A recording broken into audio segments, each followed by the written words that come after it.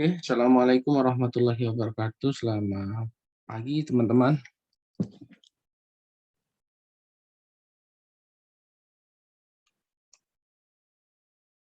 Suara saya bisa didengar di situ.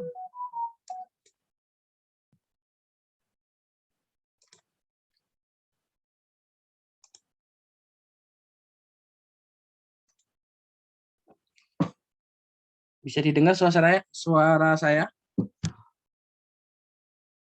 Bisa, Pak. Bisa, Pak.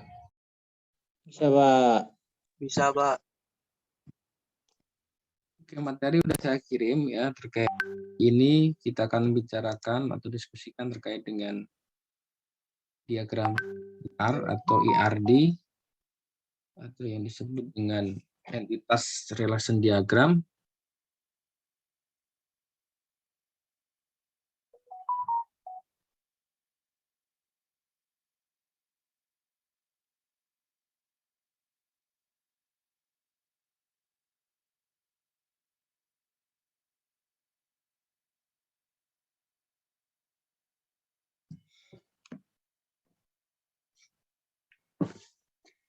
Oke, jadi diagram ini dipakai untuk merelasikan daripada tabel ya sebelum kita membuat yang namanya rancangan database gitu ya. Ini merupakan metode lama, metode baru nanti akan diajarkan di analisa sistem yang disebut dengan UML ya. Di situ ada namanya class diagram. Class diagram itu adalah sebagai metode terbaru pengganti daripada IRD. Tetapi di kelas diagram secara ilmu dasarnya adalah mengambil daripada IRD atau entitas relation diagram. Bagaimana jadi tabel-tabel itu bisa berelasi gitu ya. Misalkan ini ada tabel mahasiswa dengan tabel dosen, relasi antara mahasiswa dosen itu adalah proses pembelajaran. Jadi mahasiswa diajar dosen, dosen mengajar mahasiswa. Daripada hubungan ini nanti ada hubungan bisa disebut adalah one to many, one to one, ya. Many to many itu terkait dengan kebutuhan yang akan kita desain terkait dengan relasi daripada antar tabel. Ini apa notasinya gitu ya. Nanti barangkali teman-teman diminta untuk mendesain daripada ERD-nya nanti pakai simbol ini. Kemudian ERD itu ada 3 gitu ya. Yang pertama yang disebut dengan relasi biner. Kemudian yang kedua adalah relasi tunggal. Yang ketiga lah relasi multi entitas. Artinya ketiga ini di dalam entitas relasi diagram itu dipakai semua. Coba kita lihat satu persatu.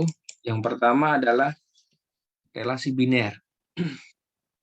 Ini simbol 1 itu one to one. Jadi pria menikah dengan wanita itu 1 dengan 1. Ini idealnya begitu ya. Jadi prianya 1, wanitanya 1. Misalkan ini adalah entitas atau tabel fakultas ini dengan tabel jurusan one to many gitu ya. One to many artinya fakultasnya 1, misalkan fakultas ilmu komputer itu akan mengatur beberapa jurusan. Misalkan kalau di Insa Hubungan itu ada prodi atau jurusan sistem informasi, ada prodi teknologi informasi, ada prodi sistem informasi akuntansi, ada prodi software engineering. Jadi ada 4 prodi atau jurusan. Jadi satu fakultas ilmu komputer di Sabobangan ini akan mengatur N itu atau M itu sama ya, harusnya N juga, itu adalah banyak. Banyak itu lebih dari satu. Nah, dalam konteks ilmu komputer itu ada 4 tadi ya, ada SI, ada TI, ada SIA, ada SE atau software engineering, ada 4. Ini yang dinamakan one to many.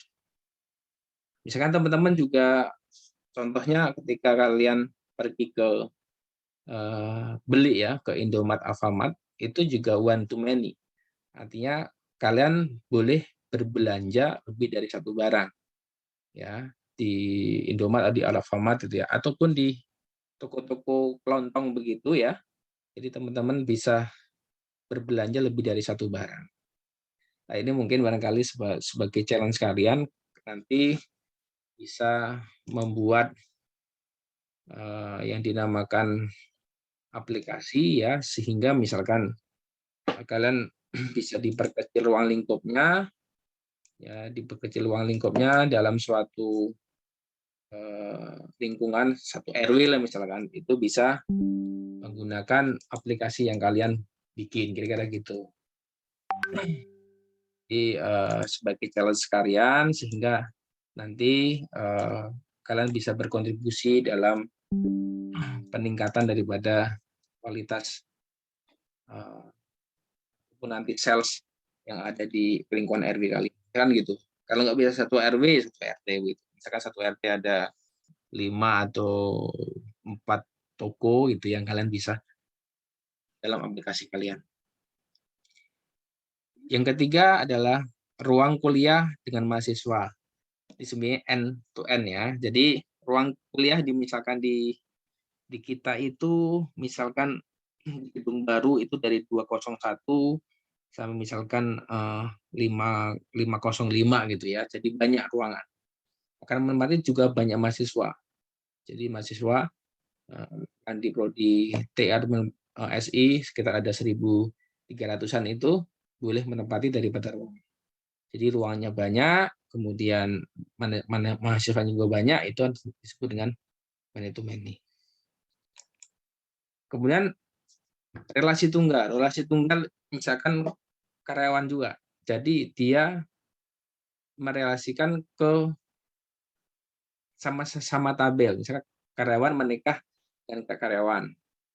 Ya, karyawan memimpin dengan karyawan. Karyawan berteman dengan karyawan. Ya, jadi menikah itu ya tadi adalah satu misalkan dalam satu departemen bisa kan ini juga sesama mahasiswa gitu ya, berarti satu dengan satu. Yang memimpin itu satu dengan banyak gitu, sesama statusnya karyawan, tapi ada yang satu pemimpin, ada yang satu yang dipimpin, ada banyak yang dipimpin gitu. Kemudian teman itu dari karyawan sama karyawan itu semuanya berteman.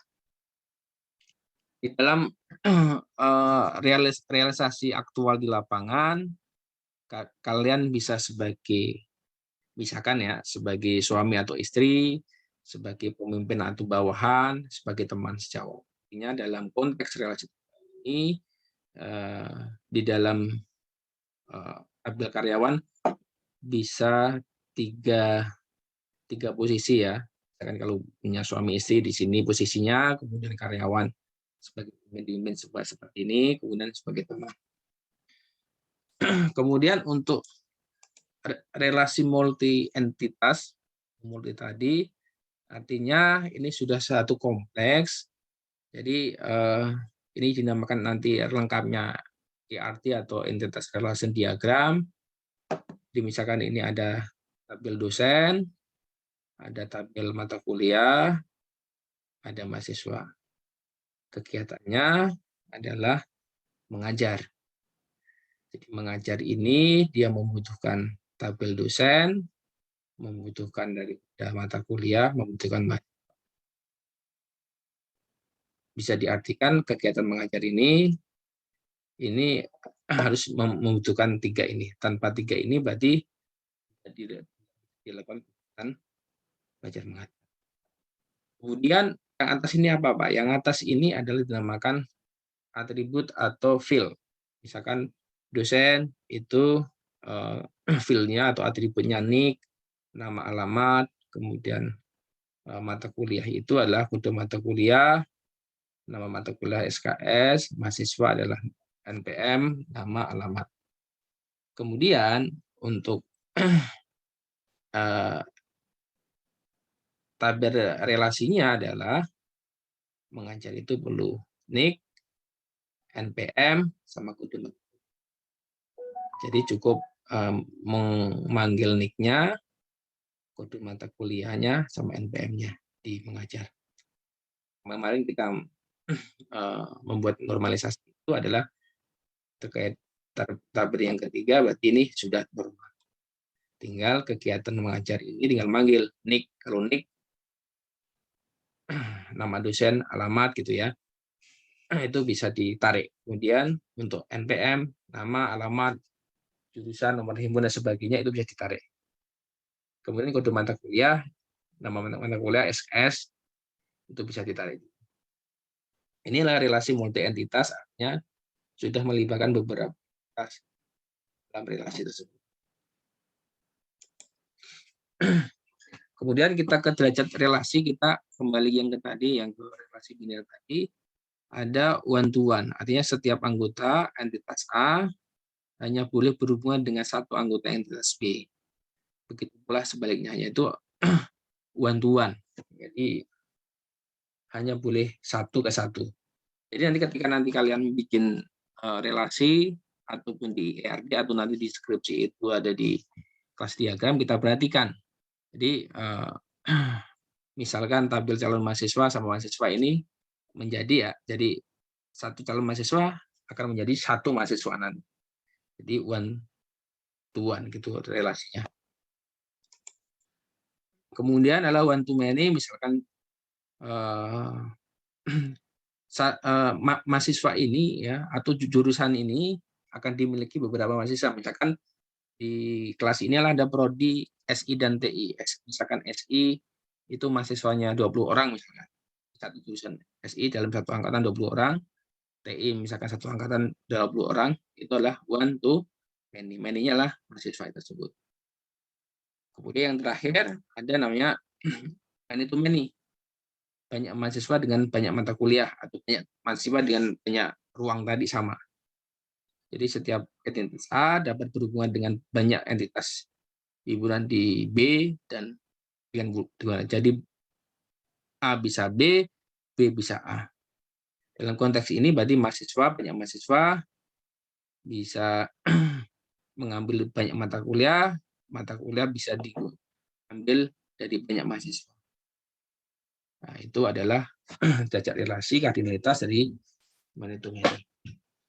Ini tadi saya ulang dari one to one, kemudian one to many to many. Kemudian yang disebut atribut. Ya. Atribut tadi adalah sama dengan field. Kalau kita katakanlah menggunakan tabel, misalkan ini mahasiswa, ini field-nya adalah NIM, nama, mahasiswa, alamat, tanggal lahir. Misalkan kuliah, field-nya adalah kode mata kuliah, nama mata kuliah, SKS, dan semester. Kemudian, ini lebih jelasnya seperti ini. Jadi di nama field atau nama atribut itu sama. Kamus data ini sekarang jarang digunakan, ya. Tapi di dalam konteks kita merancang database itu masih digunakan. Jadi tingkatannya ketika kita sudah merancang namanya kelas diagram atau ERD, nanti turunannya kita segera merancang namanya rancangan database. Dengan rancangan database itu baru kita nanti membuat namanya database. Ya, urutannya kemarin adalah yang pertama ketika kalian membuat project, kalian observasi di lapangan, ngumpulin daripada form, ya, kemudian dari beberapa form itu atau kebutuhan sesuai dengan interview kita jadikan normalisasi gitu ya. Setelah kita jadikan normalisasi, kita membuat relasi tadi di RD atau di kelas diagram sama aja. Kemudian dari setelah itu kita namanya rancangan database, kita berikan rancangan nama tabelnya apa, fieldnya apa, atau atribut apa, panjangnya berapa, gitu ya. tipe datanya apa, itu dirancang database. Setelah dari rancang database, ini baru nanti dibikin tabel di aplikasi di software, misalkan di Access ataupun di MySQL atau di SQL, itu menggunakan hasil akhirnya adalah rancangan database. Nah, yang membuat rancangan database apa? Yang membuat rancangan database dari misalkan dari analisa lapangan sampai rancangan database itu tugas daripada analisis sistemnya. Sehingga nanti ketika analisis sistem itu sudah ada database, kemudian dikerjakan oleh programmer kita berdasarkan daripada database ini. Kemudian ada nanti use case, activity, dan sequence. Dan 4 diagram itu si programmer sudah menerjemahkan apa yang dimau oleh customer berdasarkan daripada diagram yang disusun oleh analis. Kemudian metodologi di ERD, yang pertama menentukan entitas, kemudian menentukan relasi, menggambar, kemudian menentukan kardinalitas tadi, hubungan daripada antar tabel tadi, tentukan kunci utama. Kunci utama itu setiap tabel itu mempunyai kunci utama atau primary key, kemudian menggambar ERD berdasarkan kunci, jadi yang berhubungan dengan tabel yang lain itu adalah kunci utamanya atau primary key-nya, kemudian menentukan atributnya, kemudian pemilihan atribut, gambar ERD, kemudian ini hasil final. Artinya menggambar ERD tadi sesuai yang saya gambarkan tadi, yang pertama itu kalau kita adalah observasi lapangan, apa yang dibutuhkan, kemudian kita katakanlah coba kita menggambar ERD sementara, ya, kemudian kita menentukan relasinya, kardinalitasnya, kemudian kita menentukan kunci utama sebagai relasi antar tabel, ya, kemudian menentukan atributnya yang dibutuhkan, ya, melalui tahap normalisasi yang kemarin, kemudian gambar finalnya adalah gambar ERD. Yang terakhir yaitu tuh outputnya nanti adalah rancangan database sebagai kita membuat database-nya. Mungkin ini nanti mungkin minggu depan ya ada tugas, tapi minggu ini tidak dulu itu ya tugas.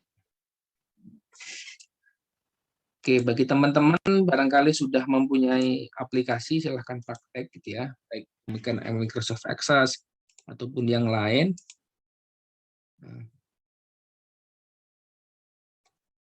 Coba saya punya enggak ini?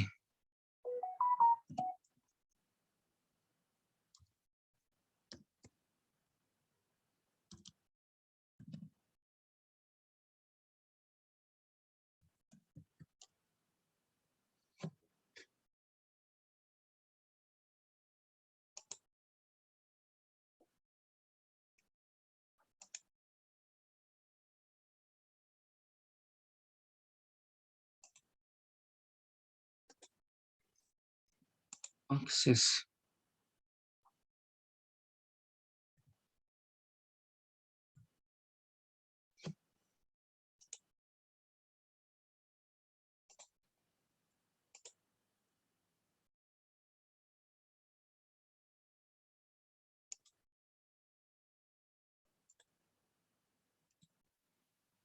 Jadi kalian bisa sebagai latihannya bisa menggunakan Microsoft Access. Ini barangkali teman-teman sudah ada di masing-masing komputer atau masing-masing laptop kalian untuk bisa menggunakan database di minimal Microsoft Access. Yang pertama, yang kedua kalian bisa download di XAMPP untuk menggunakan database MySQL. Yang kemarin saya sudah berikan materinya di awal itu terkait dengan MySQL, kalian bisa pelajari sendiri di rumah gitu ya. Dalam Microsoft Access ini kita bisa membuat database. Ya, jadi pembuatan program itu yang pertama pembuatan database, yang kedua nanti terkait dengan pembuatan template, ketiga baru kita isi codingnya yang menghubungkan daripada template ke database tadi. Fungsi database apa? Database adalah menyimpan daripada data yang diinputkan dalam suatu template daripada form data tersebut, ya. Misalkan ini kita buat.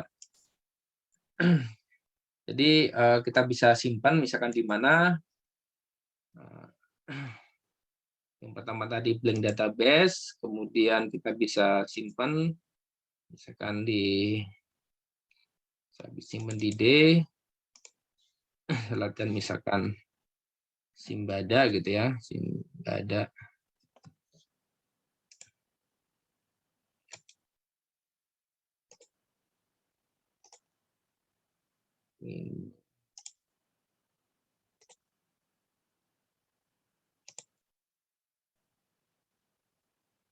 Ya, oke, namanya database. Nama database-nya misalkan Siswu Akademik. Bisa diperhatikan ketika nanti katakanlah spasi ini jangan menggunakan spasi. Artinya ketika ada spasi gunakan karakter misalkan underscore atau karakter yang lain sehingga biar terisi. Kalau ini kosong biasanya tidak bisa dipanggil dalam coding itu tidak bisa ditarik atau itu nggak bisa diisi ya. Diupayakan ini ketika ada spasi ini menggunakan underscore aja sehingga antara siswa dan akademik ini nyambung dalam satu struktur kata ya. Ini sudah ada namanya database siswa akademik, kemudian kita create.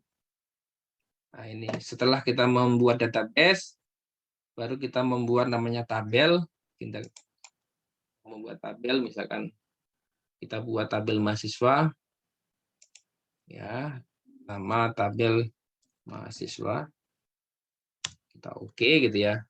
Baru dinamakan field atau atribut, misalkan npm nomor induk mahasiswa misalkan itu ya. Kita berikan misalkan number ya, atau bisa teks. Nah, kalian data ini kalian sudah belajar di semester 1 di logika algoritma. Ada beberapa tipe data kalian bisa pelajari dan setiap aplikasi berbeda-beda. Tapi dalam konteksnya hampir sama, misalkan npm ini katakanlah bisa didesain angka atau katakanlah huruf, nilainya teks misalkan.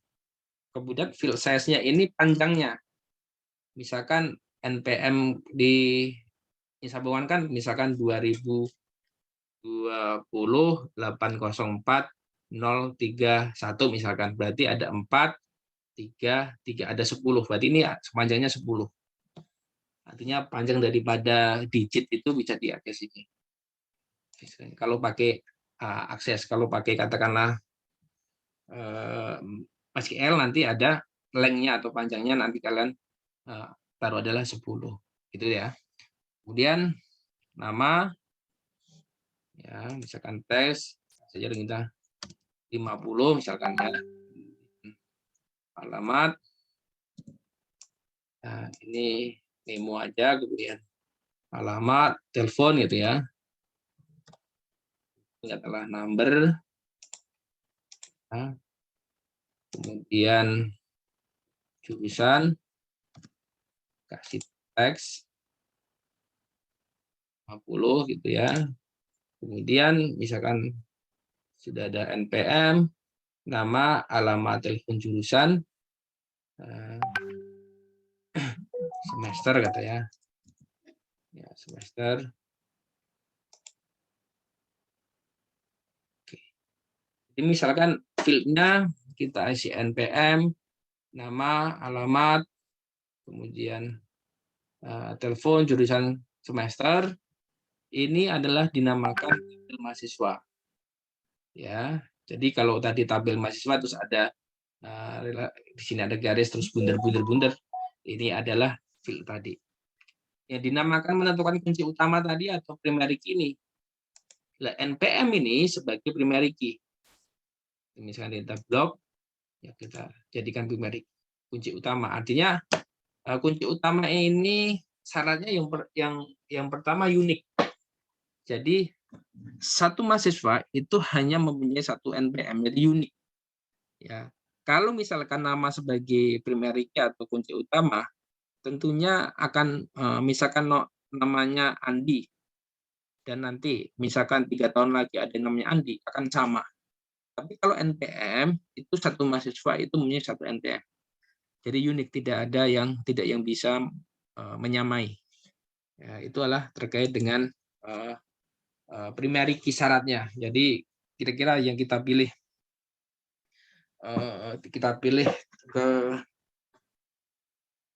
keunikannya adalah itu kita tentukan sebagai primary key-nya atau kunci utamanya.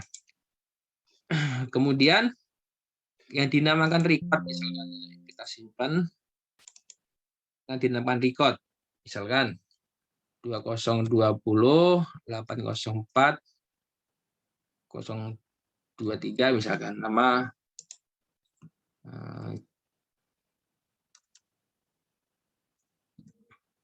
Yahudi misalkan ya, namanya Juruk, teleponnya misalkan,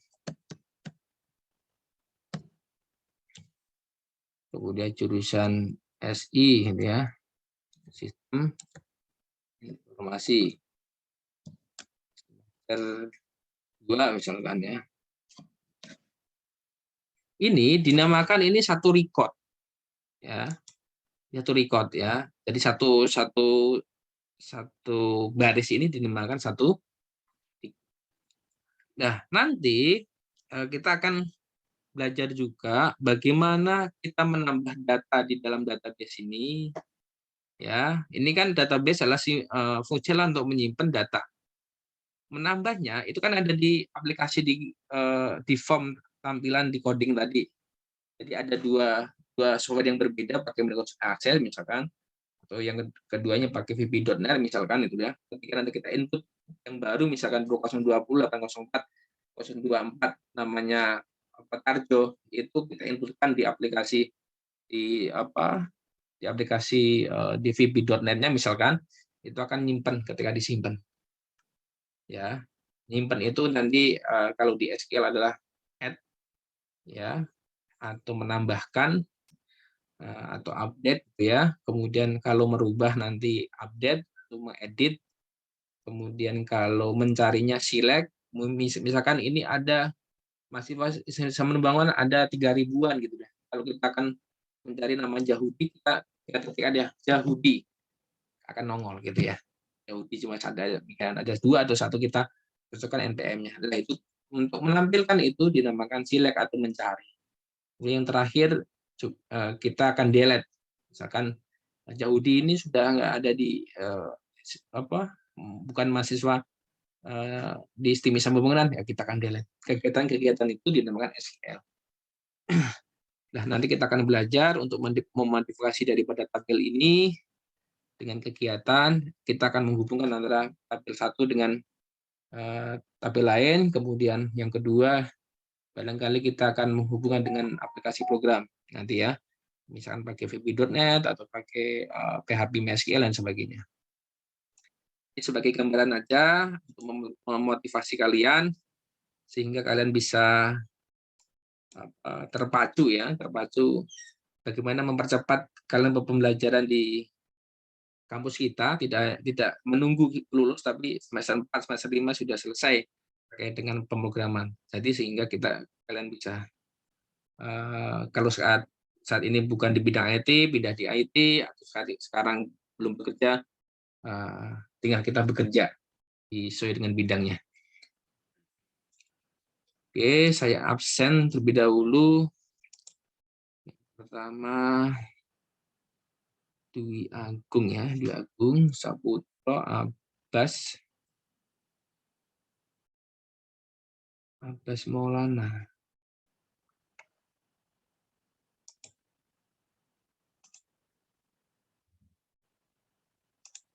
Di Bagus,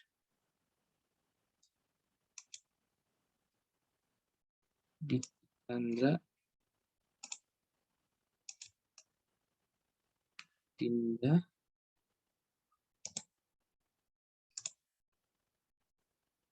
Fikri Baihaqi.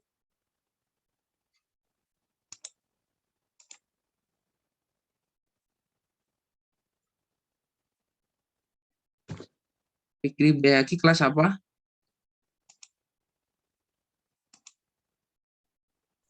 TI, Pak. Iya. TI pagi. Oke.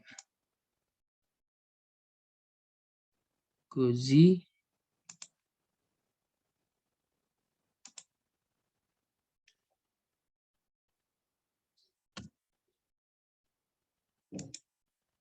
Muhammad Ferdiansah.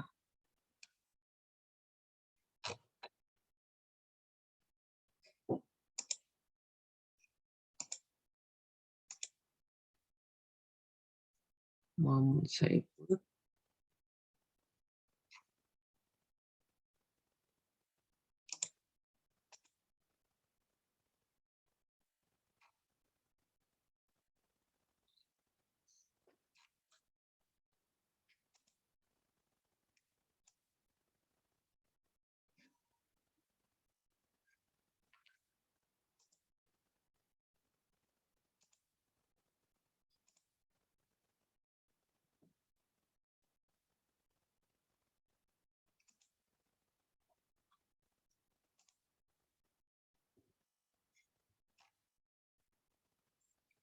Nanti setelah ini barangkali nanti saya akan share yang sudah mengikuti UTS ya.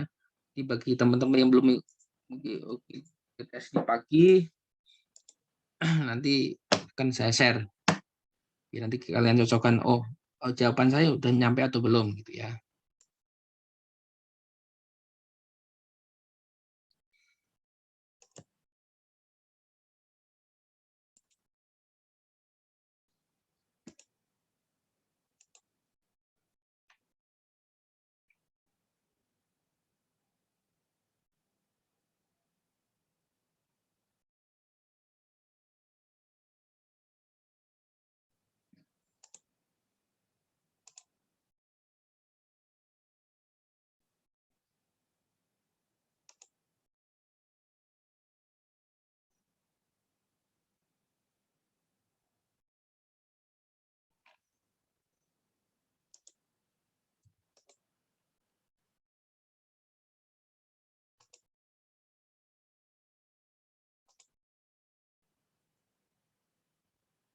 Oke, udah. Ada hari ini ada yang hadir 17 orang. Nanti kalau ada pertanyaan kalian bisa japri saya langsung sehingga saya bisa jelaskan secara intern berdasarkan WA kalian. Sekian, terima kasih. Mohon maaf. Assalamualaikum warahmatullahi wabarakatuh. Selamat pagi. Warahmatullahi wabarakatuh. Terima kasih, Pak. Terima kasih, Pak. Oke, Pak.